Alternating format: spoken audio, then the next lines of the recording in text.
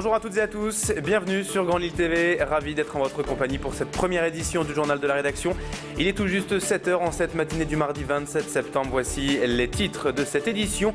On commencera par évoquer bien évidemment dans l'actualité du jour la grève dans l'éducation nationale aujourd'hui avec la réunion privée-publique pour cette journée. Les chiffres du chômage ont été publiés hier pour la région Nord-Pas-de-Calais et puis on a du football également au programme aujourd'hui avec le deuxième match de Lille en Ligue des Champions ce soir en Turquie.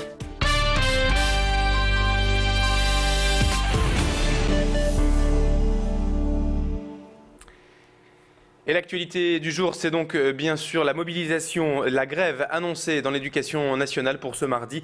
Une première mobilisation depuis la rentrée qui pourrait être déjà très suivie, surtout si le privé se joint en nombre au mouvement.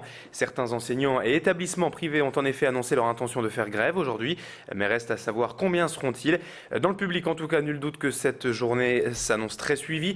Les 16 000 suppressions de postes en cette rentrée, ainsi que l'ambiance générale dans l'éducation nationale en ce moment, ont fortement attisé la colère des enseignants et cette journée de grève pourrait n'être que la première d'une longue série cet automne.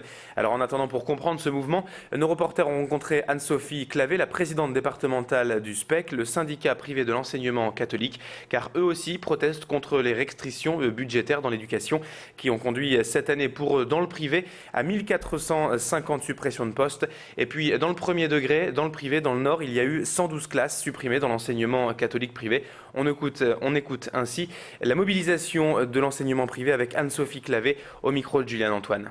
Il y aura au défilé vraiment deux groupes, en effet, enseignement public, puisque c'est des personnes qui sont fonctionnaires, enseignement catholique privé, puisqu'on est assimilé fonctionnaire, mais c'est le même cortège.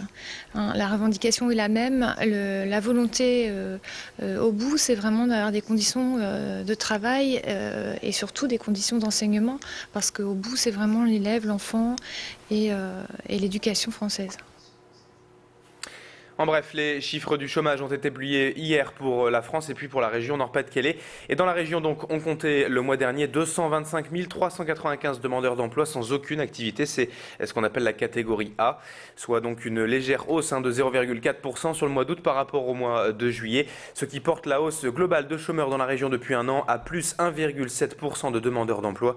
Et puis pour le reste de l'actualité, on va évoquer tout de suite un feu de garage qui s'est déclaré chez un particulier de Saint-André-les-Lilles hier vers 15h. C'est apparemment le moteur de leur voiture qui a pris feu et avant même qu'ils aient pu réagir, l'incendie s'était propagé à la seconde voiture puis à l'ensemble du garage. Les dégâts matériels sont assez importants, vous le voyez, mais heureusement personne n'a été blessé. Les pompiers ont rapidement maîtrisé cet incendie, mais surtout ce sinistre a créé pas mal de ralentissements au niveau de la sortie 8 de la rocade nord-ouest pendant près d'une heure hier après-midi. L'autre grand titre de l'actualité en ce mardi, c'est donc la venue hier à Lille de l'un des 6 candidats à la primaire socialiste. Arnaud Montebourg, le député de Saône-et-Loire, s'est installé sur la Grand Place de Lille pour un vrai one-man show politique hier après-midi. Une heure de tête-à-tête en direct avec les citoyens, presque seul face aux Lillois. Il y avait seulement Christine Taubira et Damien Carême comme soutien. Arnaud Montebourg a détaillé sa politique et répondu aux questions des passants en expliquant notamment que le projet socialiste défendu par Martine Aubry ou François Hollande avait près de 15 ans de retard. Une manière simple mais directe de se différencier du duo des deux favoris. Il a également parlé de démondialisation, du placement du système bancaire sous tutelle, des taxes aux frontières ou sur les transactions financières. Bref, un exercice de style plutôt bien perçu hier par le public présent, même si le retard du candidat dans les sondages semble définitif selon certains Lillois. On écoute les explications du candidat socialiste Arnaud Montebourg au micro de notre reporter qui était sur place hier, Bertrand Tanguay.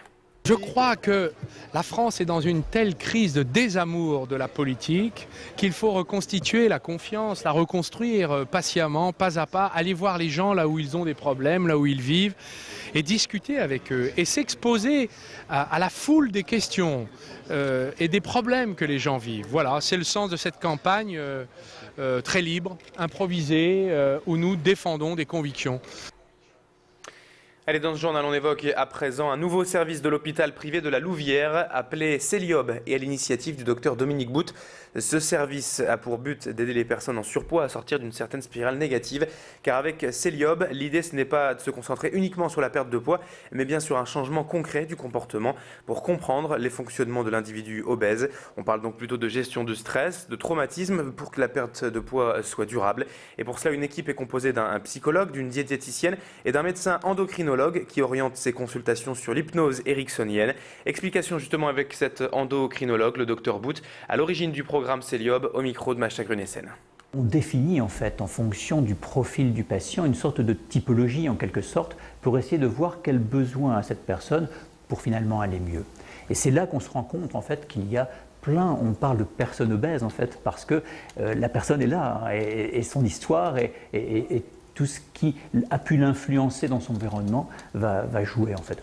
Ça peut être aussi bien des personnes qui ont des difficultés de gérer le stress, qui ont des difficultés de gérer toutes ces charges émotionnelles que leur envoie leur environnement et qui ont tendance à se réfugier dans la bouffe, entre guillemets, pour compenser un mal-être. Allez, on se quitte en cette fin d'édition avec quand même une info sportive, puisque vous le savez en football, le LOSC joue ce soir le deuxième match de Ligue des Champions en cette saison.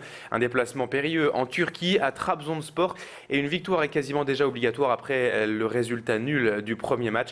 Une victoire en tout cas ouvrirait peut-être bien les portes de la qualification au huitième de finale au Lillois. Rendez-vous ce soir à 20h45 pour ce match Trabzonspor-LOSC. 7h06 sur Grand Lille TV, c'est la fin de cette édition. Merci à vous de l'avoir suivi. Dans un instant, on se retrouve pour la météo et pour l'infotrafic. Excellente journée à toutes et à tous. Bon réveil.